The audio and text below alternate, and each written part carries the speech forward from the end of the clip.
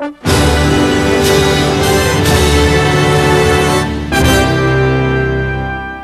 is a bulletin from CBS News. In Dallas, Texas, 3 shots were fired at President Kennedy's motorcade in downtown Dallas. The first reports say that President Kennedy has been seriously wounded by this shooting. November 22nd, 1963, a day seared forever in America's memory. The President of the United States assassinated as he rides through the streets of Dallas. The official investigation that followed blamed one man, Lee Harvey Oswald, and that conclusion set off a controversy that has raged ever since. The assassination of President Kennedy and the Warren Report and its aftermath on this edition of the 20th Century.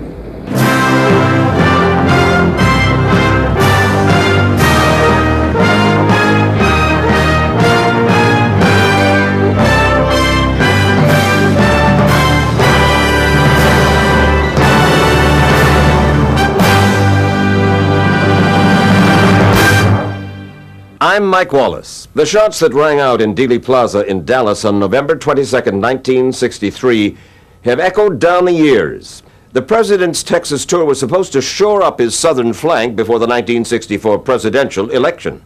But Texas, and Dallas in particular, was not friendly territory. Many there felt John Kennedy was soft on communism and that he was marching too boldly on the civil rights front. But the crowds in San Antonio the day before and in Fort Worth that morning were large and enthusiastic. This Texas trip is the first out-and-out political appearance for Mrs. Kennedy at her husband's side since the 1960 campaign, and Democrats are making the most of it. Today, at the airports and in the streets of San Antonio and Houston, crowds continually yelled, "Jackie, Jackie," and seemed more interested in a look at her than anyone else. 2 years ago, I said that, introduced myself in Paris by saying that I was the man who had accompanied Mrs. Kennedy to Paris. I'm getting somewhat that same sensation as I travel around Texas.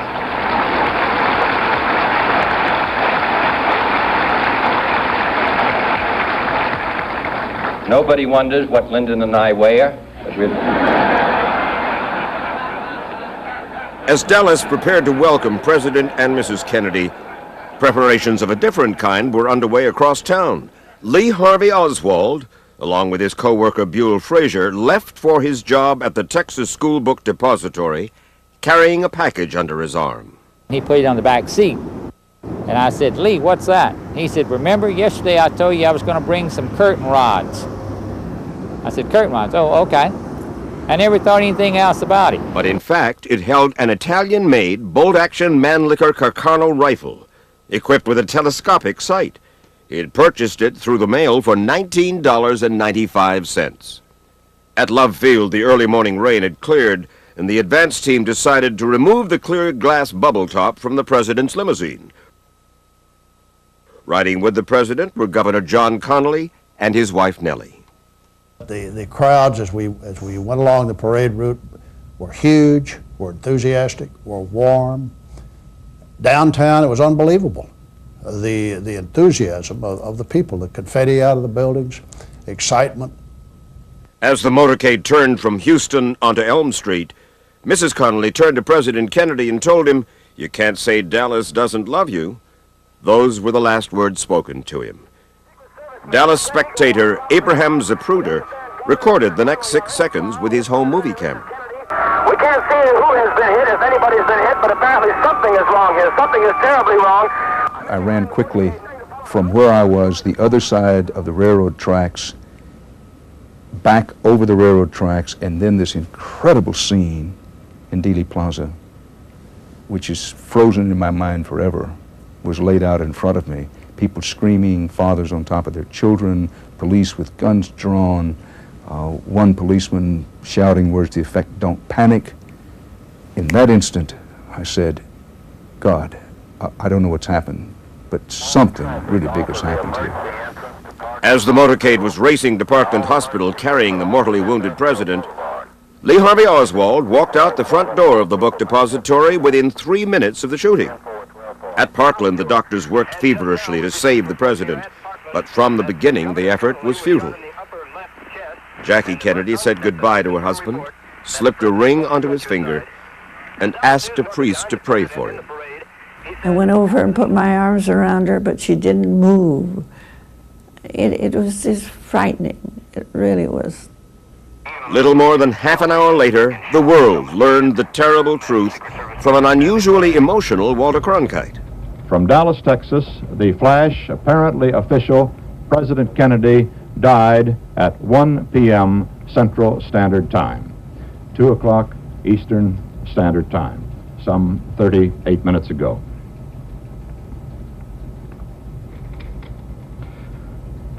Meanwhile, Oswald returned to his rooming house and picked up a revolver. Attention all squads. Attention all squads. The suspect in the shooting at Elm in Houston is reported to be an unknown white male, approximately 30, slender build, height 5 feet, to be armed with what is thought to be a .30 caliber rifle. No further description at this time or information. 1245 KKB 36. Police officer J.D. Tippett was cruising the neighborhood armed with a description of the president's assassin. Well, this man was walking along the sidewalk on 10th Street. This police car was driving very slow down 10th Street. And finally, he stopped, and the man stopped. He folded his hands like this. He put them in through the window, up on the window, and he leaned over like this. The policeman got out of the car, and as he walked past the windshield of the car where they'd kind of lined up over the hood of the car, well, this other man shot him. Leaving Officer Tippett dead on the ground, Oswald moved on, eventually ducking into a movie theater. Tipped off by a suspicious shoe store owner, police went into action almost immediately.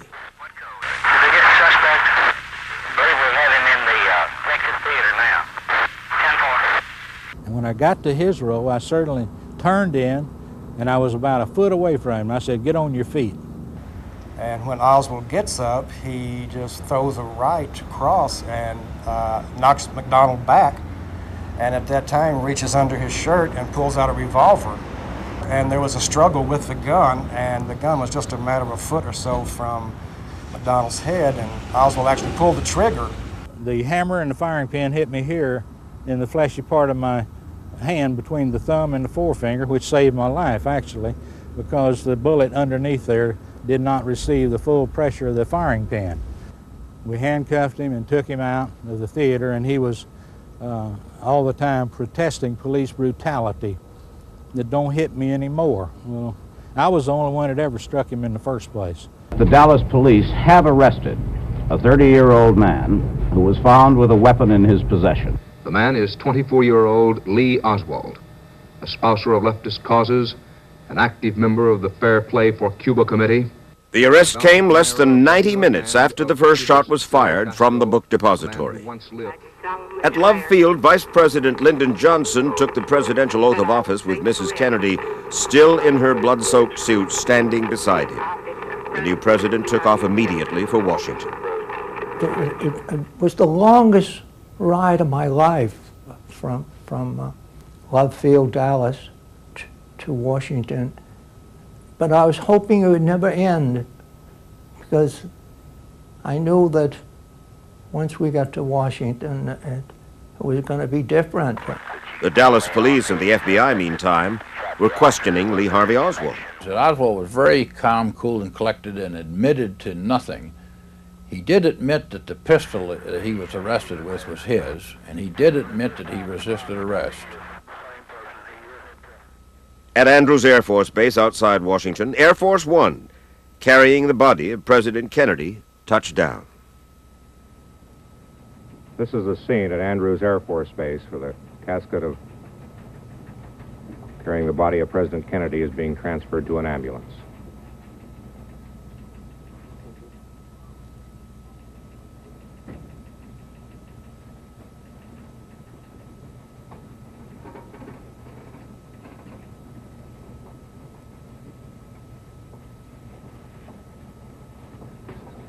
Behind it come Mrs. Kennedy and Robert Kennedy. This is a sad time for all people. We have suffered a loss that cannot be weighed. For me, it is a deep personal tragedy. I know that the world shares the sorrow that Mrs. Kennedy and her family bear. I will do my best. That is all I can do. I ask for your help and God. America watched, stunned. Who was Oswald? Why had he shot the president? The questioning of Oswald continued almost non-stop, and he continued to deny everything.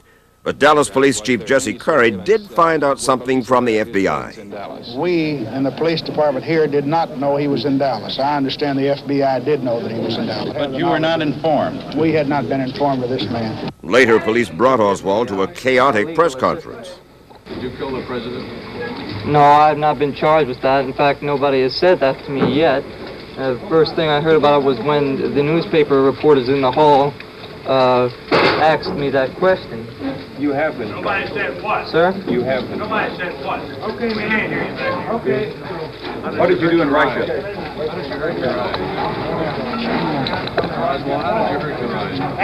A policeman hit me.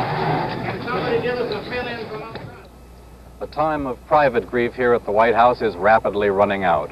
In a matter of moments, President Eisenhower's car will move up the driveway to the north portico of the White House.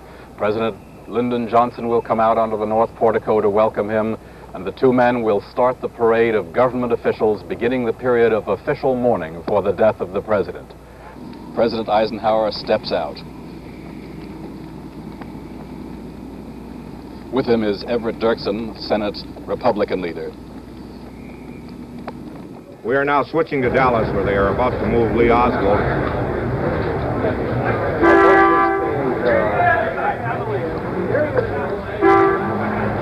He has been shot. Oswald has been shot. Lee Oswald.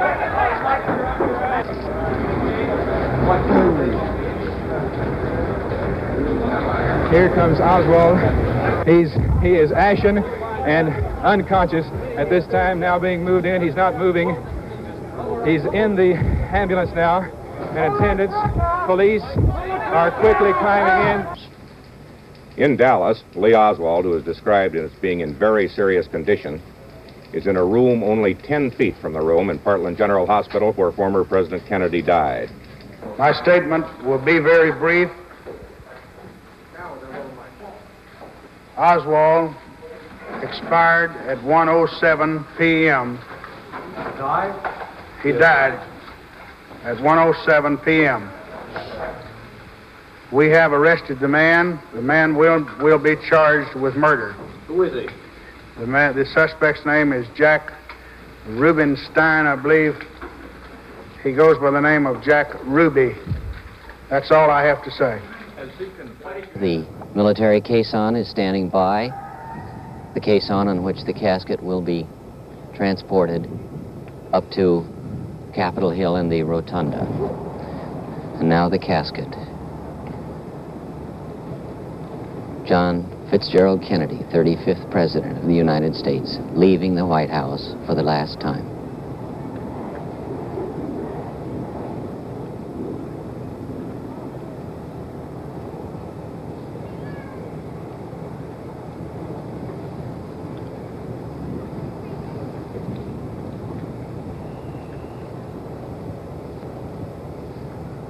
Mrs. Kennedy, Caroline, and John.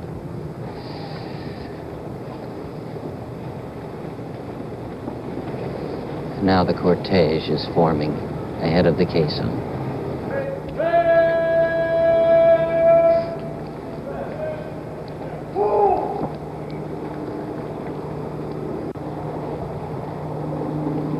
And now the caisson and the casket are moving down the drive, flanked by 20 military men from the 5 military services: the Army, Navy, Air Force, Marine, and Coast Guard.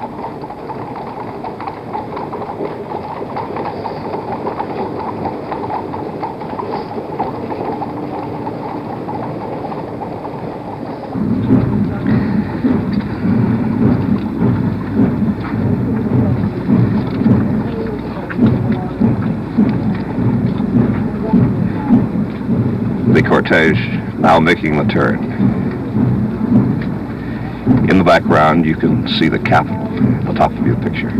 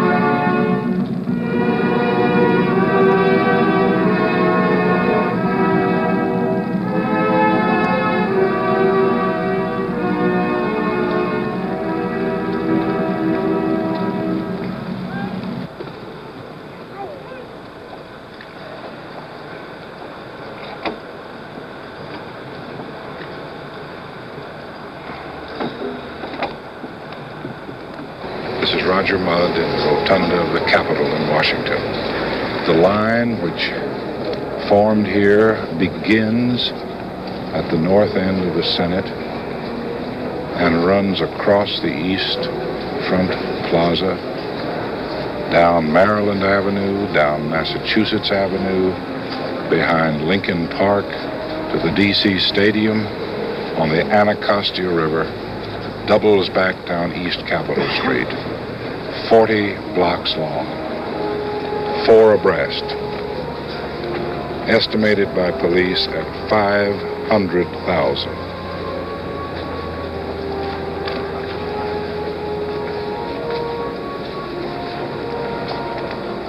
The doors here will remain open until they must be closed at 10 o'clock tomorrow.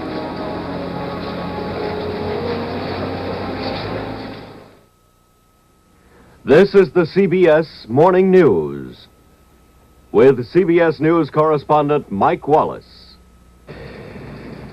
Good morning. The nation pays its final homage to John Fitzgerald Kennedy today.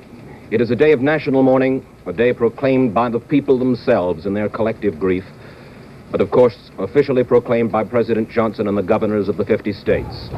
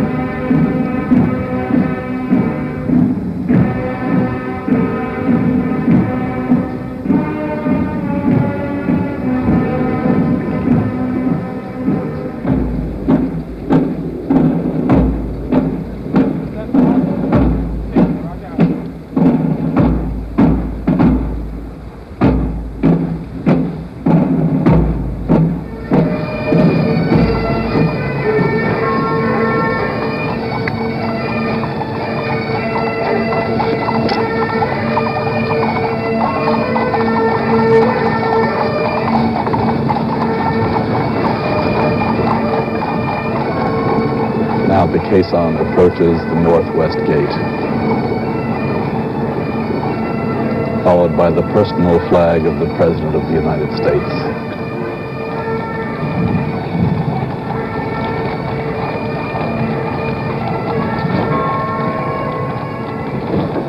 And the riderless horse.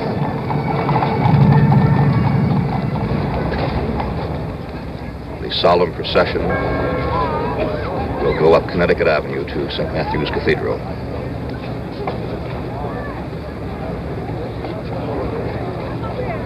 Mrs. Kennedy is walking the same route that she has taken many times on her way to Mass with President Kennedy. The heads of state are walking along behind. Not since the burial of the unknown soldier 40 years ago in Arlington Cemetery has there been so many foreign dignitaries in Washington.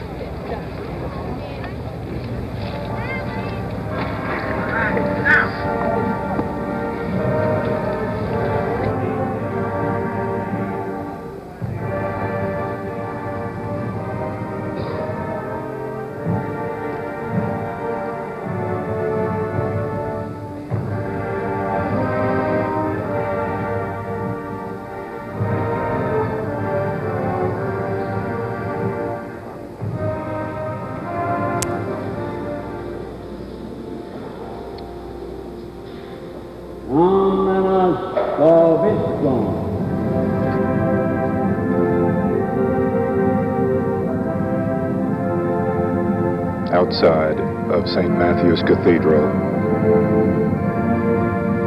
the casket bearing the body of the late president now emerges into the sunshine.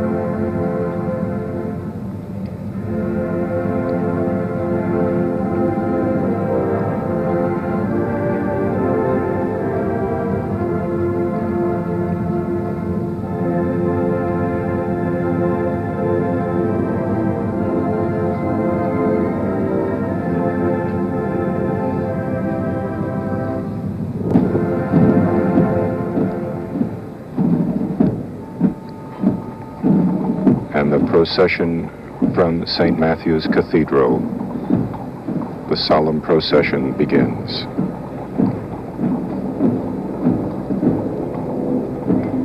Off to Arlington National Cemetery.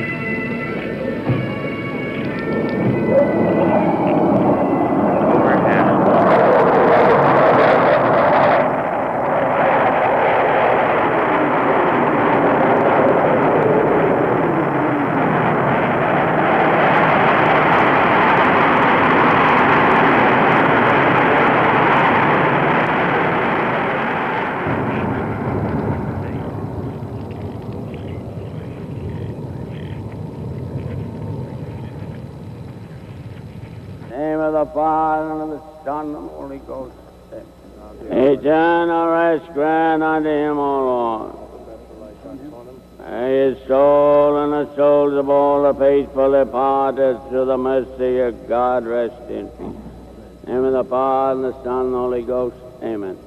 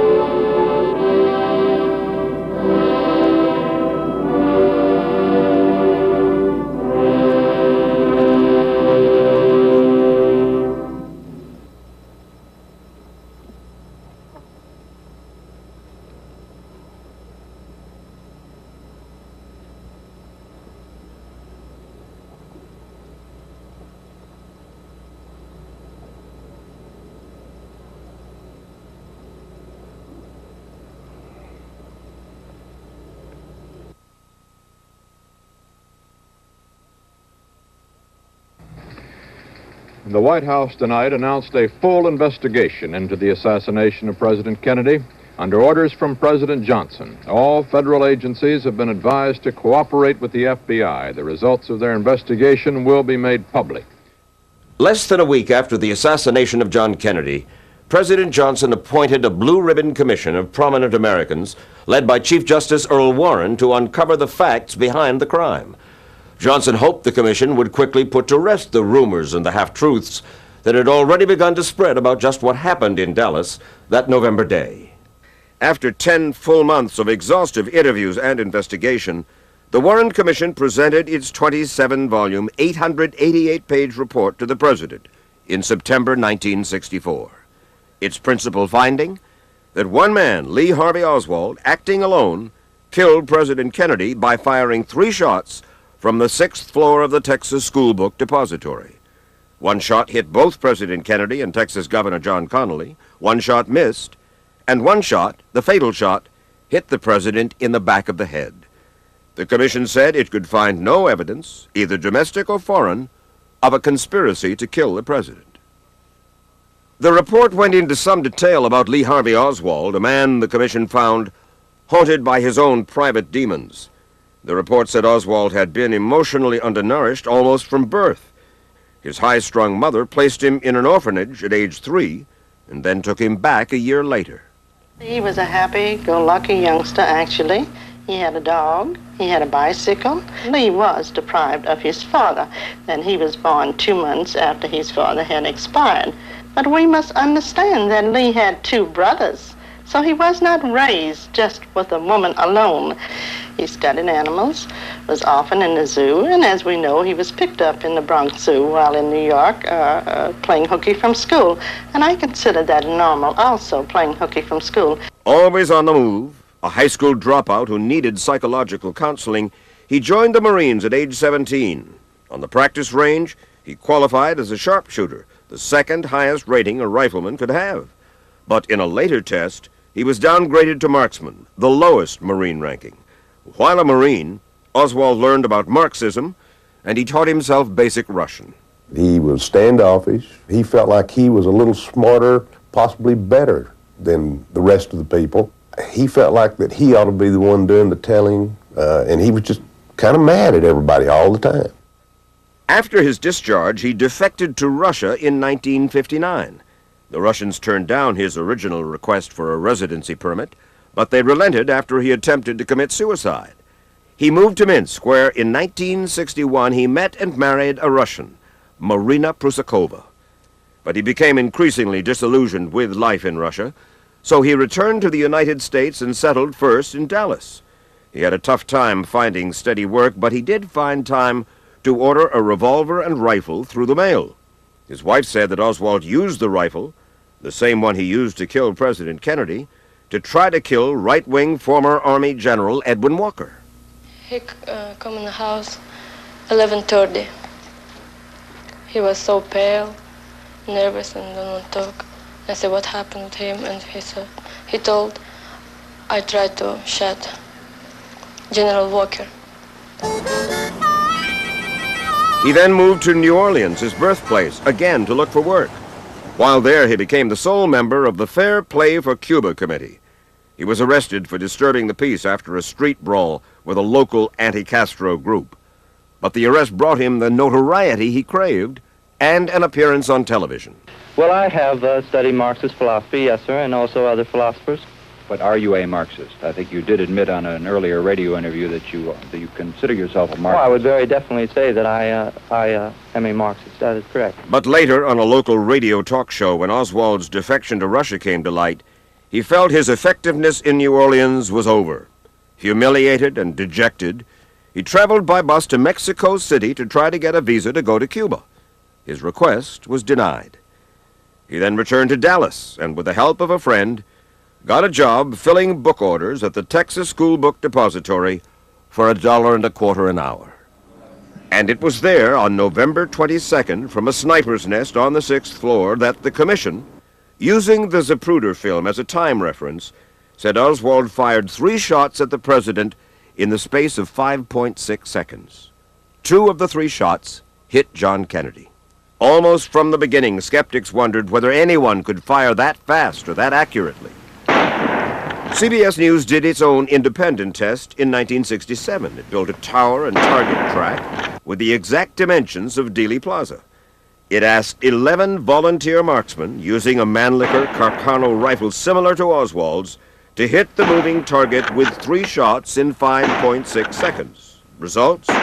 Only one marksman managed 3 hits in the allotted time. Only 3 others managed 2 hits in that short time. But what if the Warren Commission scenario of 5.5 seconds is wrong? What if Oswald took his first shot earlier than the Warren Commission estimated? Oswald, in fact, had 8.5 seconds for all 3 shots. To be able to readjust your sight and your aim is what makes the difference in this shooting. Author Gerald Posner spent almost 18 months in an exhaustive investigation of his own 25 years after the assassination. The Warren Commission had argued that the first shot hit the president. Posner disagrees, saying it was deflected by a tree. There's some evidence on the film itself of this early missed shot. The president is just bringing his hand down from a wave, and I believe this is part of what you'll see as his reaction to this first shot. And there's key testimony from a young girl, Rosemary Wallace, with a white jacket on and a red skirt, who's running along with the automobile. As the president is bringing his hand down from a wave, she starts to slow up, and then she stops completely here. She is turning around, as she correctly remembers, because she heard a shot from this direction. In another controversial finding, the Warren Commission argued that this bullet, found in relatively pristine condition on Governor Connolly's stretcher, went through President Kennedy and then into Governor Connolly's back, broke 2 ribs, came out his chest, shattered his right wrist, and finally came to rest in his left thigh. It came to be known as the magic bullet. The single bullet theory, which is the Warren Commission report sine qua non. If you don't have a single bullet theory, you've got 2 people shooting. We reconstructed the motorcade, went frame by frame using the Zapruder film. It turned out that they were right on line at the time that shot first struck. And even Governor Connolly said that he was turning in his seat in the limousine. And I had not gotten turned to my left to see the president when I felt a sharp blow, like somebody walked up behind me and hit me with a closed fist. This is frame 223 on the Zapruder film. The president, you're just starting to see his shirt cuff here coming out from behind the sign. Here you can see on both sides of Governor Connolly his white shirt. And there's his tie right in the middle. In the next frame, something very interesting happens. This lapel on his jacket, his right lapel, blows up, covering this part of his shirt. If you go back to the National Archives and examine his clothes and look at the jacket, you'll see that the hole in his jacket from the bullet that passed through his chest, entered into his back, and then exited, leaves a bullet hole that would have caused this flip up of his lapel. That now eliminates this great question mark of when was the governor and the president struck by a second shot. What about the third and fatal shot? For years, critics of the Warren Commission have insisted it came from the front, from a slight rise in Dealey Plaza that came to be known as the Grassy Knoll. It proves, they say, that there was a second gunman. We have the body going forward. We have a car moving in that direction. We have the bullet coming in this direction, according to the Warren Commission, and yet we have the body moving back this way. All the evidence clearly shows there were 2 and only 2 gunshot wounds from behind, and there's no question that that bullet wound in the back of the head is a typical, classic entrance wound. It happened so fast. We can see, and it's terrible because, not to be gruesome, but this pinkish cloud coming out of the president, but to the front. Now this is key, that the president has been hit from the rear. If he's hit from the front, we would expect to see on this film the red cloud should be behind the president as the bullet exits. We now have the photographic evidence of a shot from the rear. The critics who attacked the Warren report found it hard to believe that the commission could find no evidence of a conspiracy to assassinate the president.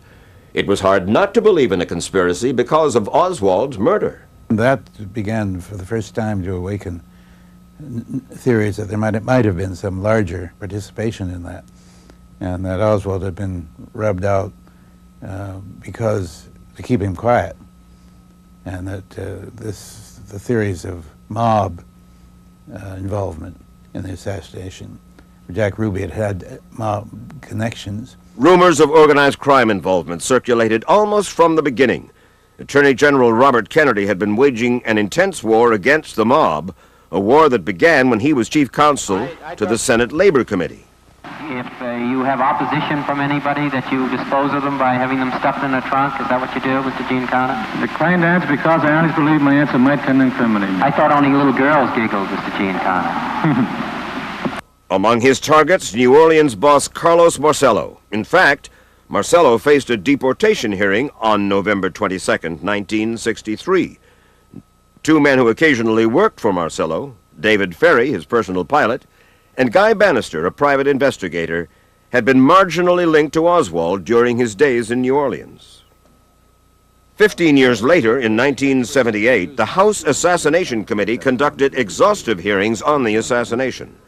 The committee concluded that although organized crime as a group was not involved, it could not preclude the possibility that individual members may have been.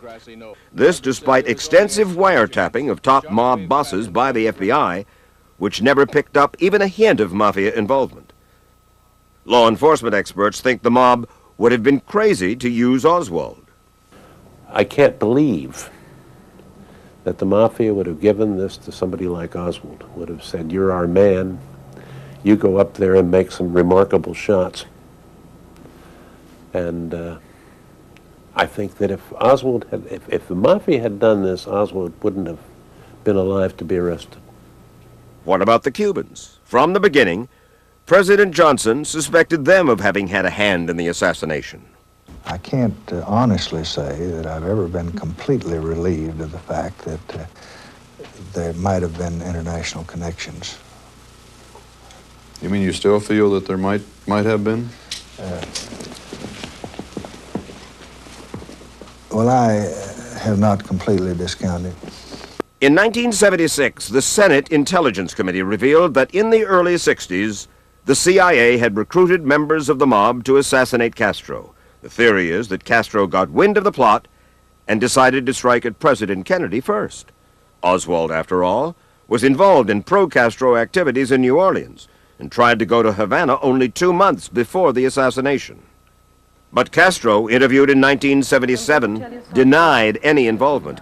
It would have been absolute insanity by Cuba. It would have been a irresponsible act if Cuba had gone to such an adventure as planning the death of a president of the USA. This was crazy. It was a colossal insanity. It would have been a provocation. Mr. Say would have been to run the risk that our country would have been destroyed by the USA. Nobody who's not insane could have thought about that. The only conspiracy trial held was triggered by New Orleans DA Jim Garrison. Assembling a colorful array of characters, Garrison charged that New Orleans businessman Clay Shaw had headed up a vast conspiracy to kill the president. There's no question about it. We know what cities were involved. We know how it was done in the essential respects. We know the key individuals involved, and we're in the process of developing evidence now. He became known as the wagon boss of conspiracy buffs. At trial, Shaw denied everything. I am completely innocent of any such charges. I have not conspired with anyone at any time or any place to murder our late and esteemed President John F. Kennedy or any other individual. In March of 1969, Clay Shaw was acquitted of all charges. But 20 years later, movie director Oliver Stone resurrected a whole host of conspiracy charges, using Garrison as a hero in search of the truth. Stone's movie suggests that both the FBI and the CIA had large roles in the assassination. The FBI did tell Congress in 1975 that they had withheld evidence from the Warren Commission that they'd interviewed Oswald before the assassination. And they also destroyed a note Oswald left at the agency that may have threatened to blow up the FBI's Dallas headquarters. And after Oswald was killed, I was told to get rid of the letter, that the agent in charge said he didn't ever want to see the letter again. So I then carried out his instructions. But historians doubt the FBI acted for anything other than their own protection. I do not think, personally, that they withheld it as part of some sinister cover-up. I think they withheld it in each case for self-protective bureaucratic reasons, because it would have exposed their own incompetence and failure. Then there's the theory that President Kennedy was out to weaken the CIA following its spectacular failure at the Bay of Pigs, so the CIA decided to act first. But Richard Helms, then director of planning for the CIA, vehemently denies any connection to the assassination. Absolute nonsense. There's not a shred of truth in that. I don't know a single person in the whole Central Intelligence Agency, and at that point I'd been there about 25 years, who would have felt anything like that. There's no possibility, or is there a possibility, that mavericks within the agency did things that you were not aware of? No, because this was in the operational part of the agency, we didn't have mavericks of that kind. There was a unwritten, but nevertheless written in blood, law in the agency. And that was that since we were involved in clandestine work overseas, lying, sometimes bribing, corrupting, whatever the case might be, that the one thing that a member of the CIA could not do was lie inside the agency to his superiors. And I've learned one thing in my 30 years in Washington, Dan, and that is, if more than two people know anything, it will leak. The interest, Watergate leaked, Iran-gate leaked, everything in this town leaks. It's a porous wicker basket. In those 30 years, not one single leak of any kind. Perhaps the biggest mystery of all is why we are unable to abandon the search for a conspiracy theory. Why John Kennedy's assassination remains as vivid today for so many as it did the day it happened. Perhaps, in a way, it says more about us than it does about the assassination. There's a sad irony in dying young. You are frozen, and then that frozen image expands as people look back on you. It's happened to a certain extent with every figure who is struck down in the prime of life, with Martin Luther King, with John F. Kennedy, with Robert Kennedy, with Malcolm X. Who's to say what these men might have become? And we invest in them all our hopes and dreams for what we wanted them to be. And I think that's happened with John F. Kennedy. Historian William Manchester put it another way. If you put 6 million dead Jews on one side of a scale and on the other side put the Nazi regime, you have a rough balance. Greatest crime, greatest criminals. But if you put the murdered President of the United States on one side of a scale and the wretched Oswald and his $20 mail-order rifle on the other, it doesn't balance. In his final speech in Fort Worth on November 22nd, President Kennedy said, "We would like to live as we once lived, but history will not permit it." The question that hangs over the assassination for so many of us remains almost as vivid as that first day in Dallas. For many in this country and around the world, it is a question that will probably never be answered. I'm Mike Wallace, and this is the 20th Century.